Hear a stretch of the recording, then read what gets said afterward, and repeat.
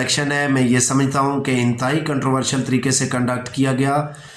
उसके स्टार्ट से लेके उसके एंड तक कोई एक भी स्टेप ऐसा नहीं है कि जिसको सामने रख के हम कह सकें कि आज का जो इलेक्शन है वो फ्री, फेयर एंड ट्रांसपेरेंट हुआ है।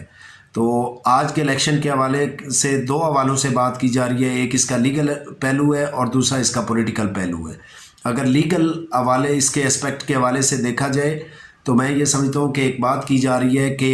पार्लियामान की जो कार्रवाई है वो किसी भी फोरम पे चैलेंज नहीं हो सकती। तो इसके लिए एक सिंपल सी मैं बात आपको कहूँगा कि देखें कि पार्लियामान की जो सबसे बड़ी पावर है वो लेजिस्लेशन है। अगर इलीगल और अनकॉन्स्टिट्यूशनल जो लेजिस्लेशन है उसको सुप्रीम कोर्ट ऑफ पाकिस्तान देख सकती है, तो ये तो सब्सिक्वेंट स्टेप्स है और इसको मैं समझता हूँ कि बिल्कुल ऑनरेबल कोर्ट्स जो है वो इसको देख सकती हैं इस इलेक्शन को, क्योंकि ये इलेक्शन इंतहाई कंट्रोवर्शियल तरीके से जो है वो कंडक्ट किया गया है। अब इसका एक पहलू जो वोट्स पोल हुई हैं और जो बैलेट्स हैं, जो रिजेक्टेड बैलेट्स हैं, उस पर बात की जा रही है। अब देखें रिजेक्टेड बैलेट्स के हवाले से भी सुप्रीम कोर्ट ऑफ पाकिस्तान तक के लातदाद ऐसे डिसीजंस हैं जो हमारे सामने हैं और उसमें जो एक सिंपल सी बात है कि जो चीज़ देखी जाती है वो इंटेंशन ऑफ द वोटर है। अब देखें अगर intention of the voter stamp से या जो भी साइन या क्रॉस रखा गया है उससे क्लियर हो रही है कि वोटर की इंटेंशन क्या है, तो अगर उसमें एम्बिग्विटी नहीं है तो कोई भी फोरम किसी भी वोट को जो है वो रिजेक्ट नहीं कर सकता। अब देखें कि यूसुफ रज़ा गिलानी साहब के केस में कि इसके अंदर आप देखें कि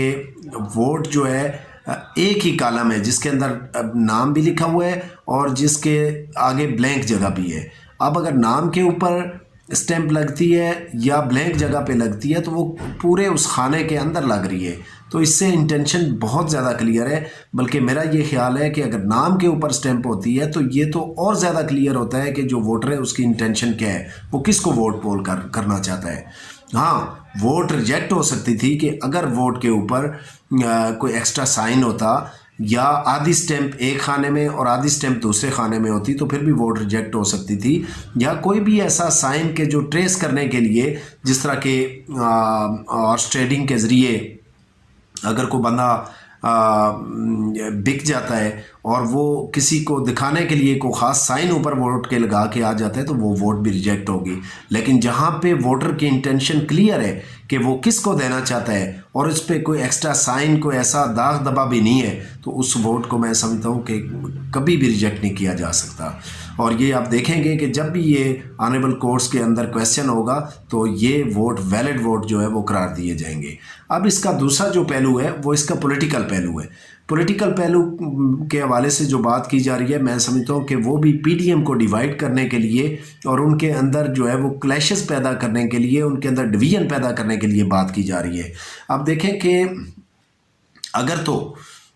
तो बिकने की बात तब आती कि अगर वोट जो डालने वाला है उसकी इंटेंशन वोट ज़ाया करने की होती। अगर आधी जो स्टैंप है वो एक कॉलम में और आधी एक कॉलम में लगी है तो फिर इसका मतलब है कि जो वोटर है, जो वोट डालने वाला है, उसकी इंटेंशन वोट ज़ाया करने की है। या कोई एक्स्ट्रा साइन उसके ऊपर लगता है तो फिर भी ये समझा जाएगा कि ये वोट ज़ाया होने वाली है। या कोई ऐसा कोई दिगर ऐसा स्टेप लिया जाता है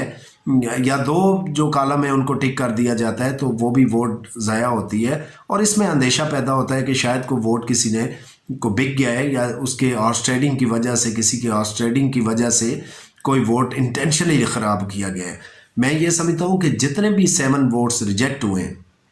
उसमें कोई भी ऐसा वोट नहीं है। और जो ये सातों के सातों वोट्स जिनके ऊपर निशान लगाए गए हैं वो वोटर की इंटेंशन ये शो हो रही है कि वो यूसुफ रज़ा गिलानी को ही पोल करना चाह रहा है। तो मैं ये समझता हूँ कि ये जो बातें हैं ये जस्ट एक पॉलिटिकल डिवीजन पैदा करने के लिए की जा रही हैं। मैं समझता हूँ कि पीडीएम ने बहुत खूबसूरत तरीके से और बड़े एहसन तरीके से और बड़े मुतफ़िका तरीके से जो है वो वोट पोल किया है और एक एक वोट जो है वो यूसुफ रज़ा गिलानी को ही पोल हुआ है। अब जो